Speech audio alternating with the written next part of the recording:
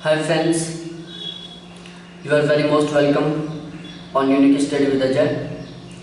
दोस्तों, इस चैनल के ऊपर मैं नेट जरा फर्स्ट पेपर और ज्योग्राफी दोनों की बिल्कुल सिस्टमेटिक ढंग से क्लासेस चला रखा हूँ, तो आप मेरी सभी क्लासेस ज्वाइन कर सकते हो जो आपके लिए बहुत हेल्पफुल रहेंगी। देखो, यहाँ पर हम आपके लिए बहुत सारी सुविधाएं प्रोवाइड करवा रखे हैं कि आप बहुत अच्छा स्कोर करने के लिए हमारा एक व्हाट्सएप ग्रुप है, उसमें भी जुड़ सकते हो। इसके अलावा आपके लॉकडाउन का बिल्कुल सही ढंग से उपयोग हो पाए, इसमें आपका टाइम वेस्ट ना हो, इसलिए हमने यहाँ से भी बिल्कुल live class offline classes start कर दी हैं। तो देखो, आज हम वैसे ओशिनोग्राफी पढ़ रहे हैं हम, जिसको हम समुद्र भूगोल बोलते हैं, समुद्री भूगोल। तो इसमें क्या होता है, जो समुद्री भूगोल है उसमें होता क्या है कि हम समुद्रों के बारे में अध्ययन करते हैं। इनके बारे में पहले 2 वीडियो बना चुका, जिसमें मैं इनको आपको डिटेल से समझा चुका हूँ। तो चैप्टर फर्स्ट और चैप्टर सेकेंड ये आप ज़रूर देखें, आपके लिए बहुत हेल्पफुल रहेंगे। आज हम लेके आए हैं चैप्टर 3। जो चैप्टर सेकंड था उसमें हमने डिस्कस किया था मग्न तटों के बारे में, जो महाद्वीपीय मग्न तट होते हैं, जिनको हम कॉन्टिनेंटल शेल्फ बोलते हैं। और आज हम बात करेंगे, दूसरा टॉपिक है महाद्वीपीय ढाल। जो महाद्वीपीय मग्न ढाल होते हैं उनके बारे में, कॉन्टिनेंटल स्लोप, महाद्वीपीय मग्न ढाल, इसके बारे में बात करेंगे। तो देखो, कल मैंने डायग्राम से समझा दिया था आपको, आज फिर से समझा देता हूँ मैं डायग्राम बना के। लाइनों पर ध्यान मत देना, थोड़ा सा बिल्कुल इस तरीके से होता है।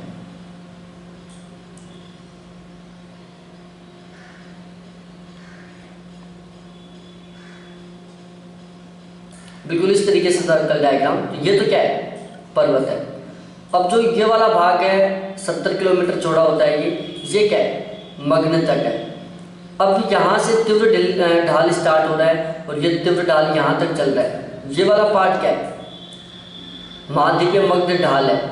और जो इसके आगे वाला ये पार्ट है जहाँ से गर्त स्टार्ट होता है, इससे पहले का जो भाग है ये क्या है, गहन सागरीय मैदान है। बिल्कुल समझ गए होंगे, जो मैंने कल बता दिया था आपको, और मग्न तट के बारे में भी बता दिया था। तो अब हम स्टार्ट करते हैं हमारा जो आज का टॉपिक है मग्न ढाल के बारे में। तो देखो, मग्न ढाल ये वाला भाग होता है, कौन सा, ये वाला भाग, जहाँ से मग्न तट के बाद जहाँ से तीव्र ढाल स्टार्ट होता है, वहाँ से लेकर कि मग्न तट के बाद जहाँ से तीव्र ढाल स्टार्ट होता है, वहाँ से लेकर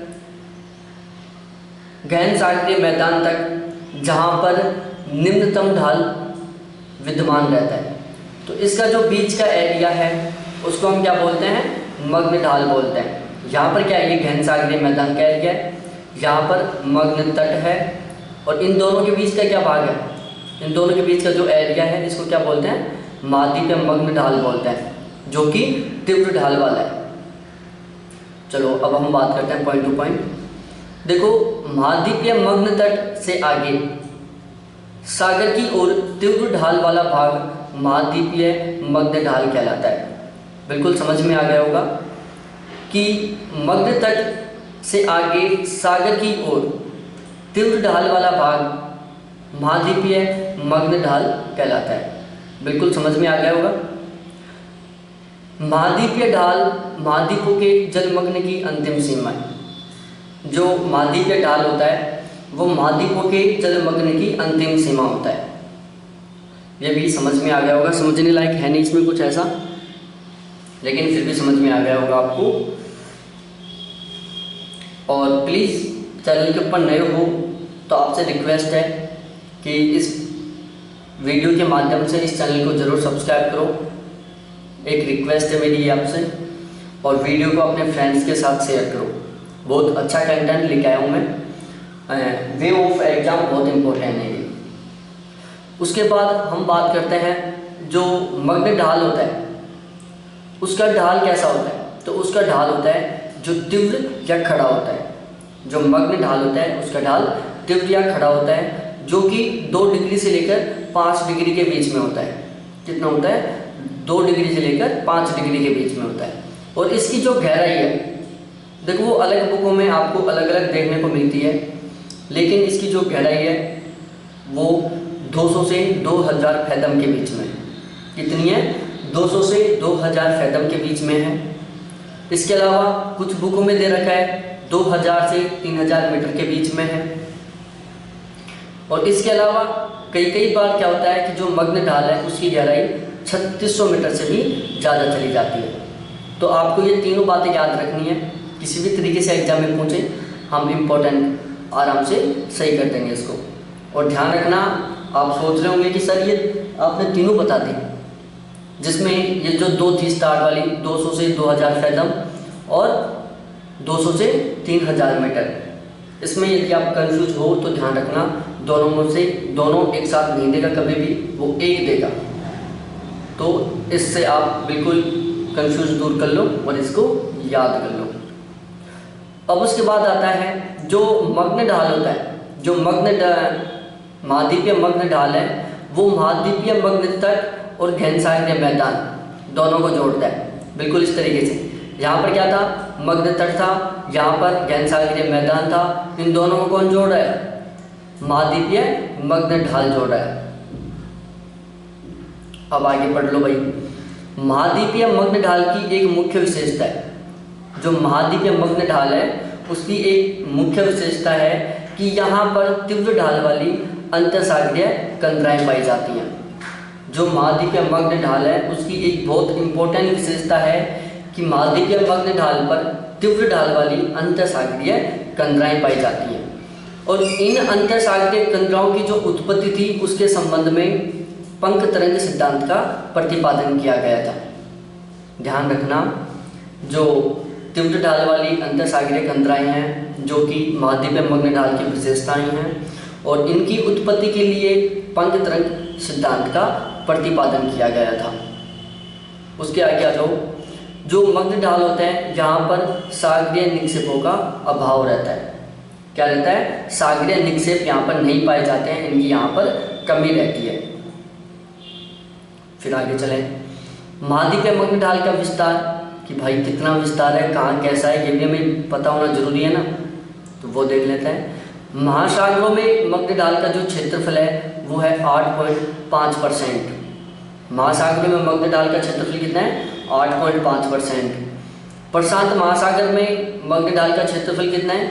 7.1%। अटलांटिक महासागर में मग्न ढाल का क्षेत्र कितना है? 12.4%। और हिंद महासागर में मग्न ढाल का क्षेत्र कितना है? 6.5%। चारों डेटाओं को याद करना है। अब देखो वहाँ यहाँ पर जो क्वेश्चन है वो किसी भी तरीके से पूछ सकता है। वो हमें क्या करना है? इन चारों को याद करना है। पहला टाइप क्या पूछ सकता है? मिलान करवा सकता है। दूसरा टाइप क्या करता है कि मग्न ढालों का विस्तार कौन से महासागर में सर्वाधिक है? तो वो है अटलांटिक महासागर में। मग्न ढालों का विस्तार कौन से महासागर में सबसे कम है? तो वो कौन सा है? हिंद महासागर 6.5%। इनको क्रम से भी जमवा सकता है कि महाद्वीपीय मग्न ढालों के विस्तार को सही क्रम में व्यवस्थित करो। सबसे पहले अटलांटिक महासागर दे दिया, फिर प्रशांत महासागर दे दिया, फिर हिंद महासागर दे दिया, या फिर पहले हिंद महासागर दे दिया, फिर प्रशांत महासागर दे दिया, फिर अटलांटिक महासागर दे दिया। तो आप अपने चारों को अच्छी तरीके से याद कर लोगे तो हर तरीके से क्वेश्चन को आप सही कर दोगे। इतना सा दिमाग होगा आप में, होगा नहीं है आप में इतना सा दिमाग, इससे भी बहुत ज़्यादा एक्स्ट्रा दिमाग होगा आप में। तो अच्छी तरीके से समझ में आ रहा होगा। आप कहो तो आगे बढ़ लूँ थोड़ा सा, वैसे आप कहोगे कहाँ मेरी चलेगी, यहाँ पर जैसा मैं चाहूँगा वैसा करूँगा।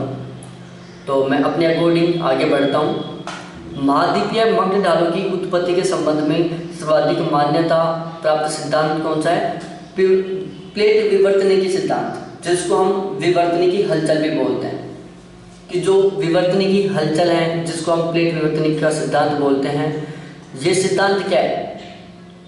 ये मग्न ढालों की सर्वाधिक उपयुक्त तरीके से व्याख्या करता है कि मग्न ढालों की उत्पत्ति कैसे हुई थी। समझ में आ गया? और थोड़ा सा आगे देख लेते हैं। महाद्वीपीय मग्न ढालों की उत्पत्ति के संबंध में अन्य अवधारणाएं। महाद्वीपीय मग्न ढालों की उत्पत्ति के संबंध में अवधारणाएं कौन कौन सी हैं? विवर्तन की हलचल है, वलन एवं निक्षेप है, सागरीय तरंग का अपरदन है। तीनों याद करनी है। देखो, आप यदि सोच रहे हो कि यार मैं नोट्स बनाऊं या ना बनाऊं, इसको देख के काम चल जाए। देखो, ये डेस्क्रिप्टिव टाइप का है, आप नोट्स बनाएं, ज़्यादा बेस्ट रहेगा, क्योंकि मैं पूरी ज्योग्राफी पढ़ा रहा हूँ यहाँ। आगे की ज्योग्राफी है हम इसी तरीके से पढ़ाएंगे। इसके बाद हम इम्पोर्टेंट क्वेश्चन भी कराएंगे। और यदि कोई आलसी हो, मेरा जैसा बहुत आलसी इंसान, जिसको लिखने में जोर आता हो, जो खाने का भी आलस करता हो, तो वो मेरे कॉन्टैक्ट नंबर मैं डिस्क्रिप्शन में दे दूँगा, मेरे से कॉल कर लेना और फिर PDF ले लेना। मैं आपको सारे PDF दे दूँगा, सारे नोट्स दे दूँगा, लेकिन पढ़ना आपको ही पड़ेगा, क्योंकि मैं नहीं पढ़ सकता। मैं खुद बहुत आलसी हूँ, पढ़ने में बहुत जोर आता है, पसीने आता है। ठीक है, अब आता है गहन सागरीय मैदान, डीप सी प्लेन। गहन सागरीय मैदान, देखो, पढ़ाई का ही एक ऐसा काम है जो खुद का काम खुद को करना पड़ता है। वैसे और भी रोजमर्रा के काम है जो खुद को ही करने पड़ते हैं, लेकिन पढ़ाई का भी एक ऐसा काम है जो खुद को ही करना पड़ता है। यदि पढ़ाई का काम ऐसा होता है कि यार मेरा काम तू कर ले, तो जो स्मार्ट लड़कियां हैं उनका पढ़ने का काम हम कर रहे होते हैं। अब स्मार्ट को छोड़ो, कोई वैसे भी लड़की रहती तो उसका भी पढ़ने का काम हम कर रहे थे। क्यों?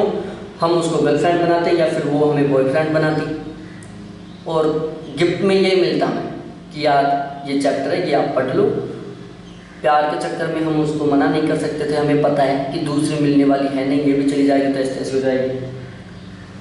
तो ये ध्यान रखना, यदि आपको किसी को साइकोलॉजी हो कि मैं पढ़ने का काम किसी और से करवा लूँगा, तो भाई साहब आप कभी नहीं करवा सकते। और यदि कुछ लड़कियाँ इसको सुनकर ख्यालों में खो गई हो कि यार ऐसा होता तो बहुत बेस्ट होता। देखो, आप सोचना बंद कर दो, न तो ऐसा हो सकता और न ही ऐसा होगा। कभी कभी खुद का काम खुद भी कर लिया करो, ठीक है? तो देखो, गहन सागरीय मैदान क्या होता है? ये है, ये क्या है? गहन सागरीय मैदान। यहाँ पर मग्न तट है, यहाँ पर मग्न ढाल है, और यहाँ पर गहन सागरीय मैदान है, और यहाँ पर गर्त है। तो ये जो बीच का एरिया है, यहाँ से लेकर यहाँ तक का, ये क्या है? गहन सागरीय मैदान है। समझ गए होंगे? नहीं भी समझोगे तो कोई दिक्कत नहीं है। वैसे महाद्वीपीय उत्थान के बाद मैदान के समान सागरीय गहरे तल को निम्न तल कहते हैं। महाद्वीपीय उत्थान के बाद मैदान के समान महासागरीय गहरे तल को निम्न मैदान कहते हैं। एक सीधे से शब्दों में मैं बोल सकता हूँ, जैसे हमारे धरातल के ऊपर मैदानी भाग है जहाँ पर हम कृषि करते हैं, रहते हैं, बिल्कुल उसी तरीके से महासागरों में भी है, बिल्कुल समतल मैदान है, लेकिन वहाँ पर हम रह नहीं सकते। वहाँ पर हमारे बहुत सारे जीव जंतु हैं, जैसे मछली वगैरह ये रहती होंगी, पता नहीं है इतना, और भी बहुत सारी वनस्पतियाँ रहती होंगी वहाँ पर। देखो, महासागरीय मैदान का विस्तार मुख्यतः महादेशीय ढाल और महासागरीय कटकों के बीच में पाया जाता है। ये ध्यान रखना, आपको 2 पॉइंट बनते हैं। एक तो डायग्राम के बेस पर, डायग्राम के बेस पर कोई सा भी डायग्राम ले लो, ये वाला डायग्राम ले लेते हैं, जहाँ पर ये क्या था? मग्न तट था, ये इस दोनों के बीच में मग्न ढाल था, यहाँ पर क्या था? गहन सागरीय मैदान था, यहाँ पर गर्त था। तो जो गहन सागरीय मैदान कहाँ से है? मग्न ढाल और गर्त दोनों के बीच में। तो आपको किसी भी तरीके से क्वेश्चन पूछेगा, घुमा के क्वेश्चन पूछेगा, क्योंकि उसकी आदत खराब है, लाचार है वो, घुमा के क्वेश्चन पूछता आजकल। तो किसी भी तरीके से क्वेश्चन पूछे, हमें सही करना है कि गहन सागरीय मैदान किन किन के बीच में स्थित है। पहला, डायग्राम के अकॉर्डिंग चलेंगे। किसके अकॉर्डिंग? डायग्राम के अकॉर्डिंग चलेंगे तो गहन सागरीय मैदान मग्न ढाल और गर्त महासागरीय गर्तों के बीच पाया जाता है। और इसी को वो इस तरीके से भी लिख सकता है कि महासागरीय मैदान महादेशीय ढाल और महासागरीय कटकों के बीच पाया जाता है। ध्यान रखना, कंफ्यूज मत होना, कभी आपके यार पसीने छूट जाए पेपर में देखते ही वाह यार क्या गया, मैंने तो ये पढ़ा ही नहीं होना चाहिए ऐसा, गलत है यार, अन्याय है आपके साथ नहीं, पेपर सेट करने वाले के साथ।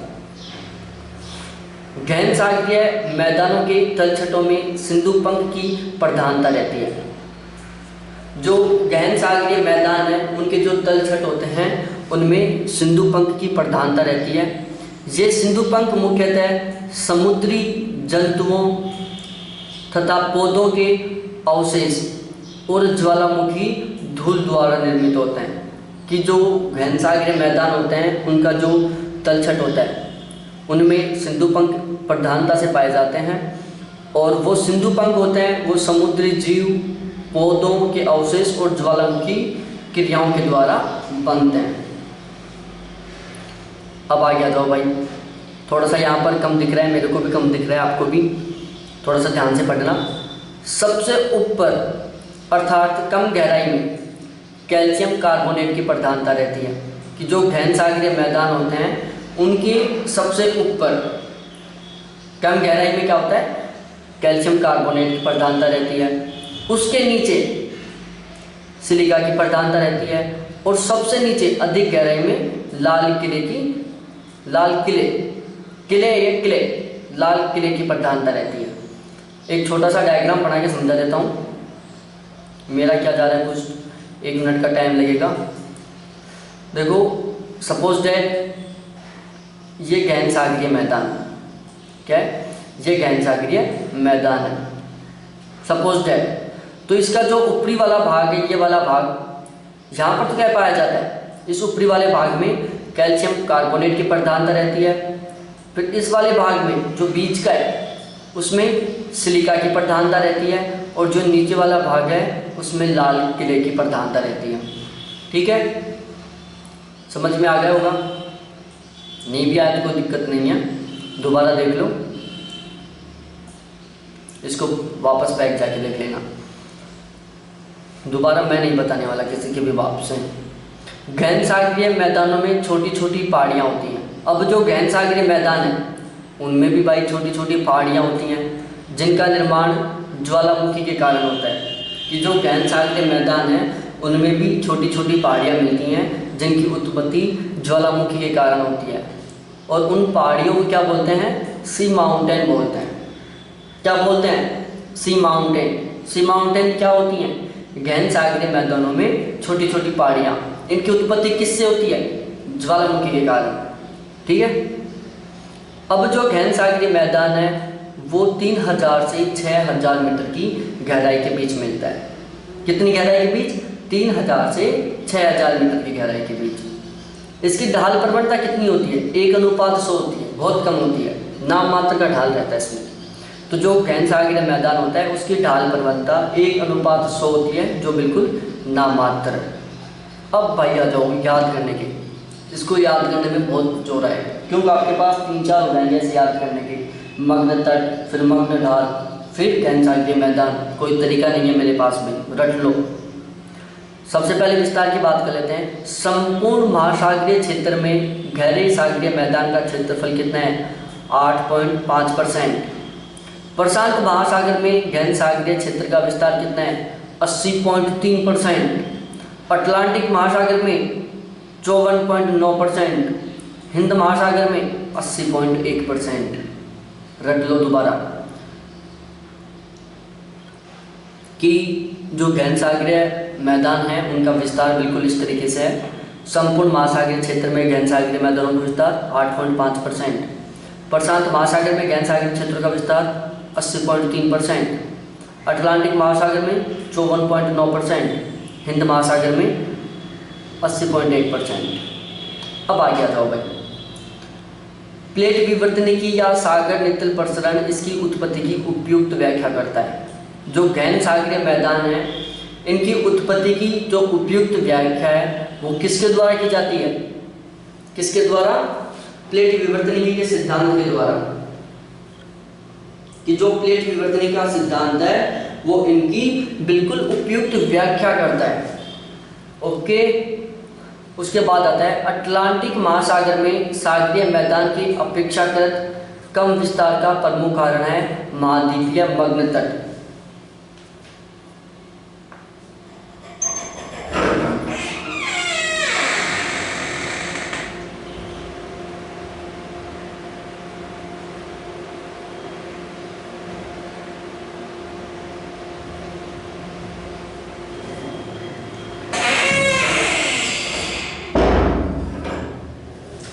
एक बार यार हवा खाने के लिए चला गया था, तो देखो हाँ मैं एक बार दोबारा और बता देता हूँ कि यदि चैनल के ऊपर नए हो तो प्लीज़ इसको सब्सक्राइब जरूर करना यार।